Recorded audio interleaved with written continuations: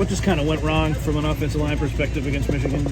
Yeah, I mean, obviously we didn't execute to the standard that we needed to, on multiple different occasions, and whether that was, schematically and communicating our assignments, with mental errors, or whether that was just technique and kind of just getting beat there. There were different things across the board. You talked about helping Elijah in the past.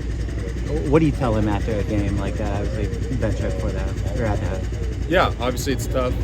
It's tough to be a young offensive lineman in that situation.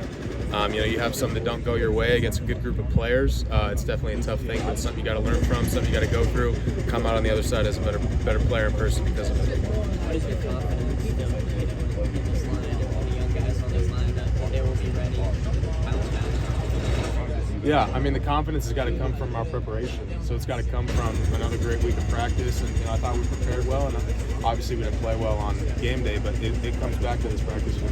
It's habits that we've got to earn and develop on this field, and things that we've just got to earn in the meeting room and out on the field. Was communication tough at all, given kind of the level of noise there? Did that play a factor at all? I think at some points, that's just kind of a given with some road environments like that. I thought overall our communication was good, but certainly it can be better in some areas.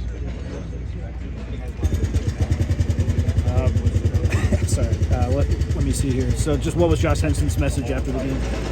Yeah, I mean, obviously, kind of like I said earlier, we just didn't execute to the standard that we needed to in our room, for this offense and for this team. So it's just going back and again learning from all those areas, like what was it? Why were those reasons? What are the things that we need to attack each and every day to get better and to execute better for this team? A lot of young guys in that group. How do you make sure that confidence stays high after a game like that? Yeah, obviously it's tough. We've got to, like I said, learn from it, but at the same time, it's got to be tough in that sense, but like you said, you got to kind of continue to build confidence. And again, it's hard because you can only say so much. A lot of it you have to do through your practice habits and through game habits and feeling it and starting to win and build confidence through that. So really, it is a tough process. It's something that is going to be hard, but you have to build confidence, like you said. What does the challenge look like this week? What's similar, what's different? Yeah, I mean, we've obviously got to bounce back, have a great week of preparation, regardless of the outcome of last Saturday. Obviously, coaches are, getting us going on this next game plan. Wisconsin's got a good team, so,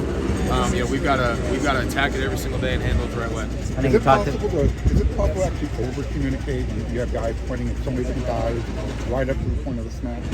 I think sometimes over-communication can lead to overthinking, but at the same time, especially in like a road atmosphere, you definitely want to make sure that everyone is on the same page, especially if we're getting something that's a little out of the norm. So, I mean, you could say that, but I would say in general, you'd rather be safe than sorry there. I know you talked about being a vocal leader more so this season. How much does a game like this kind of test you or push you to be more of a leader in this situation? Certainly, yeah. It certainly tests me, and it tests all of our leaders.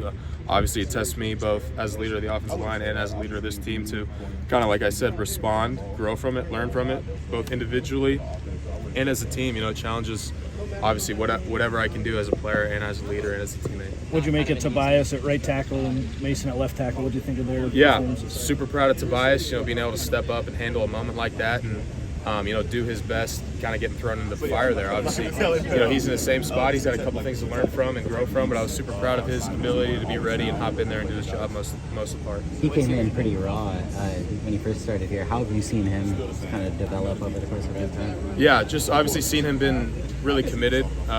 He's made big changes with his body, and he's continued to just grow his football knowledge and his technique and his ability on the field, which has been a good thing to see.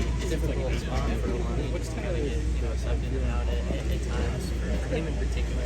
What do you say to him? How do you keep his kind of confidence high? How is he bouncing back? Yeah, again, a lot of it is just kind of mental. It's just kind of like, what story you're telling yourself, how you're handling things, how you practice, how you lift, how you meet, how prepared are you, how confident are you in yourself, kind of all things like that, and not necessarily being defined by, I'm rotating, or I'm this, I'm that. Like, he's got so much talent, and it's our job to just get that out of him in whatever way that we can. And it's something that's tough, but it's something that we've got to do. Coach Riley talked about how Michigan, that's probably the toughest spot for your offensive line group the rest of the way. Is that something you guys talk about? Like, hey, this was really tough, but we're probably not going to face an environment like that again this year.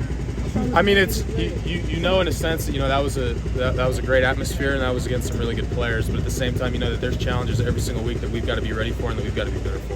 Let's do one more. You talked about confidence earlier. For the younger guys, how do you sort of keep them in it mentally as the season goes on, especially like an environment like that? Yeah, kind of like I said, being there as a young offensive lineman before in that situation, confidence really comes from habits built over and over and over and over.